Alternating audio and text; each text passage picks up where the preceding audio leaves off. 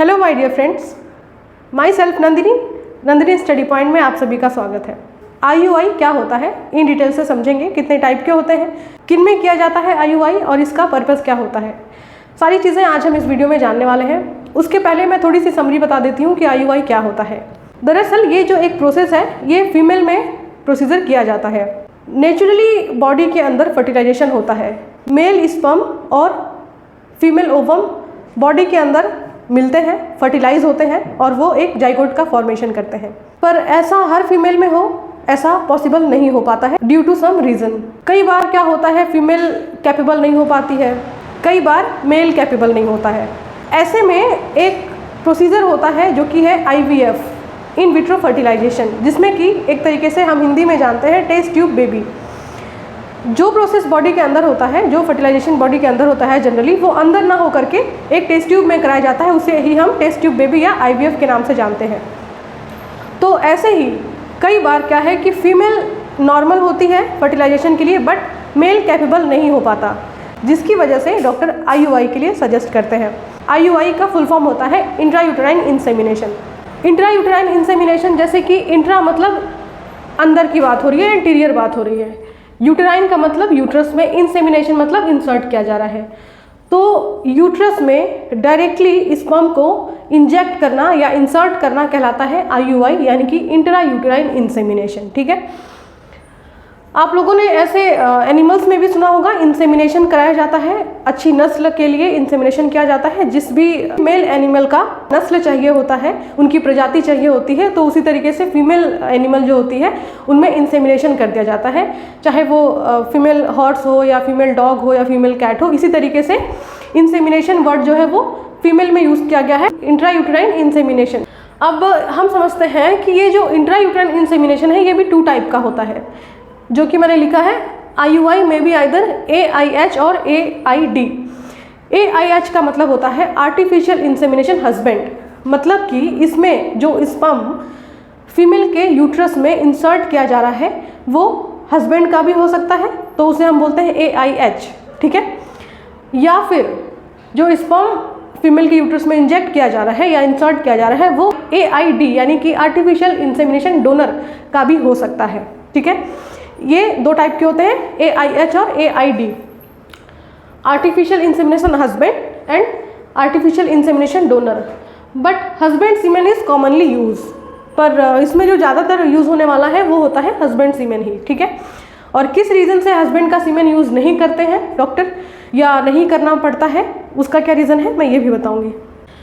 IUI करने के पहले कुछ इंपॉर्टेंट पॉइंट्स होते हैं जो कि ध्यान में रखा जाता है। ठीक है, IUI कब किया जाता है और किस टाइमिंग में किया जाता है, क्या क्या सिम्टम्स देखने के बाद किया जाता है, वो पॉइंट्स ये लिखे हैं। जैसे कि टाइमिंग, क्या टाइमिंग होनी चाहिए। एक तो है नेचुरल साइकिल। अगर किसी फीमेल का नेचुरल साइकिल बिल्कुल एग्जैक्ट टाइमिंग पे है, मतलब कि जो उसका 28 डे का जो मेंस्ट्रुअल साइकिल होता है वो बिल्कुल टाइम पे है, तो इसे हम बोलते हैं नेचुरल साइकिल।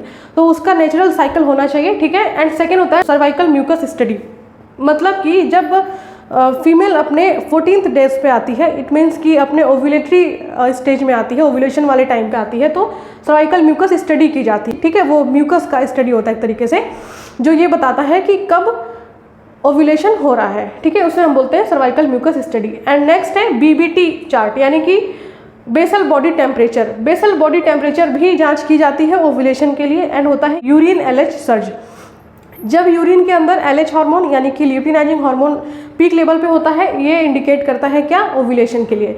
मैंने ओव्यूलेशन किट के ऊपर भी एक वीडियो बनाया है जिसमें कि इसके बारे में अच्छे से समझाया है, तो अगर आपने वो वीडियो मेरी नहीं देखी है तो आप उसे वॉच कर लें। काफ़ी हद तक आपको हेल्प करेगी ये बताने के लिए कि ओव्यूलेशन कैसे जानते हैं बाय यूरिन। ओके, और घर पे ही कैसे आप पता कर लेते हैं, इसका भी एक उपाय है यूरिन LH सर्ज। ठीक है, IUI likely on the days 12 और 14। IUI जो ये प्रोसीजर किया जाता है वो मेनली 12 और 14 डेज पे किया जाता है। ठीक है, क्योंकि IUI के बाद जब मतलब स्पर्म को इंसर्ट कर दिया जाता है तो स्पर्म की भी लाइफ साइकिल होती है, 72 आवर्स तक वो जिंदा रहता है स्पर्म यूट्रस के अंदर। तो इसीलिए 12 से 14 डेज में ये प्रोसीजर किया जाता है। कब किया जाता है, पीरियड के बाद का 12 डेज या 14 डेज वाला टाइम होता है ओव्यूलेटरी स्टेज। ओके, अब यहाँ पे एक नेक्स्ट पॉइंट ये जानते हैं कि किस कंडीशन में डोनर स्पर्म लिया जाता है। ज़्यादातर तो हस्बैंड स्पर्म ही यूज़ किया जाता है IUI के लिए, बट कभी कभी ऐसा रेयर कंडीशन भी होता है जहाँ पे IUI हस्बैंड का ना करके डोनर का किया जाता है।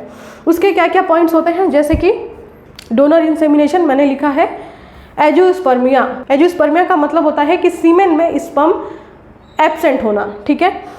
ओलिगोस्पर्मिया, ओलिगोस्पर्मिया ये जो टर्म है इसका मतलब होता है कि सीमेन में स्पर्म की मात्रा बहुत कम होना। नॉर्मली एक लेवल जितना होना चाहिए उतना नहीं होता स्पर्म का लेवल, इसीलिए इसे हम टर्म देते हैं ओलिगोस्पर्मिया।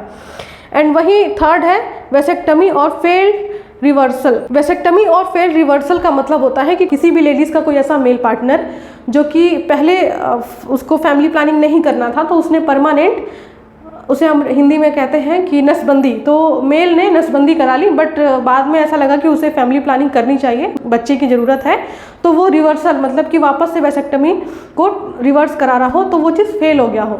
तो वैसेक्टमी और फेल रिवर्सिबल, किसी ने अगर नसबंदी करा लिया है, कोई मेल जो पार्टनर है, तो नहीं हो सकता, या फिर फेल रिवर्सिबल मतलब वो वापस से ट्रीट कराना चाह रहा था अपने जो नसबंदी को, बट ये फेल हो गया ये प्रोसीजर, ठीक है। तो ये तीसरा कंडीशन है। एंड चौथा कंडीशन है इजेकुलेटरी फेलियर। इजेकुलेशन होता है मेल की बॉडी से जो सीमेन है वो इजेकुलेट होता है, तो कई बार क्या है मेल पार्टनर में इजेकुलेटरी फेलियर देखा जाता है, मतलब कि वो सीमेन या स्पर्म इजेकुलेट नहीं कर पाते हैं। तो फोर्थ अपना जो रीज़न है डोनर को लेने का या डोनर को यूज़ करने का, वो होता है इजेकुलेटरी फेलियर, ठीक है। एंड फोर्थ होता है कीमोथेरेपी और रेडियोथेरेपी। कीमोथेरेपी और रेडियोथेरेपी भी रिस्पॉन्सिबल होता है, क्योंकि कई बार क्या है किसी अगर मेल को कोई कीमोथेरेपी चल रहा है जो कि एक कैंसर का ट्रीटमेंट होता है, रेडियोथेरेपी जिसमें कि एक रेडिएशन यूज़ किया जाता है, वो भी कैंसर के ट्रीटमेंट में किया जाता है। तो ऐसा कोई मेल पार्टनर किसी का जिसको कैंसर हुआ हो और उसके ट्रीटमेंट के लिए कीमोथेरेपी और रेडियोथेरेपी चल रहा हो, तो ऐसे में एक डॉक्टर को क्या करना पड़ता है, फैमिली प्लानिंग के लिए फीमेल में डोनर स्पर्म को यूज़ करना पड़ता है, ठीक है। एंड लास्ट है ट्रांसमिसिबल जेनेटिक डिसऑर्डर। कोई ऐसा मेल पार्टनर किसी का जिसमें कोई ऐसे जेनेटिक डिसऑर्डर हैं जो कि ट्रांसमेबल हो, एक जनरेशन से दूसरे जनरेशन में ट्रांसफ़र हो सकें, तो वो एक हेल्दी बेबी को पाने के लिए क्या करेगा, वो मैन अपना मतलब कि हस्बैंड अपना स्पर्म ना लेकर के डोनर के स्पर्म को इंसेमिनेशन में यूज़ करेगा। तो ये 6 पॉइंट हैं जिसमें कि डोनर इंसेमिनेशन यूज़ किया जाता है। और क्या है IUI, इसके क्या क्या पॉइंट्स हैं, कब IUI किया जाता है, IUI की विधि क्या होती है। जिस तरीके से आपको मैं एक इमेज शो कर रही हूँ, इस तरीके से एक फीमेल है जो कि लिथोटॉमी पोजीशन में लेटी हुई है, आप इमेज देख पा रहे हैं, और इंस्ट्रूमेंट है जिससे कि स्पर्म को उसकी बॉडी में यानी यूट्रस में इंजेक्ट किया जा रहा है या इंसर्ट किया जा रहा है। ये प्रोसीजर तब किया जाता है मेनली जब फीमेल नॉर्मल हो और हस्बैंड कैपेबल नहीं हो, तब किया जाता है IUI। तो ये थी छोटी सी जानकारी जो कि IUI के ऊपर है। आई होप आपको इस वीडियो से जानकारी अच्छी मिली होगी, और अगर आपके कोई डाउट्स रह गए हों तो आप मुझे कमेंट करके भी पूछ लें, मैं वहाँ भी आपके क्वेश्चन का आंसर करूँगी। फिर मिलेंगे ऐसे ही किसी इंपॉर्टेंट टॉपिक के साथ अपने नेक्स्ट वीडियो में, तब तक के लिए टेक केयर, बाय बाय।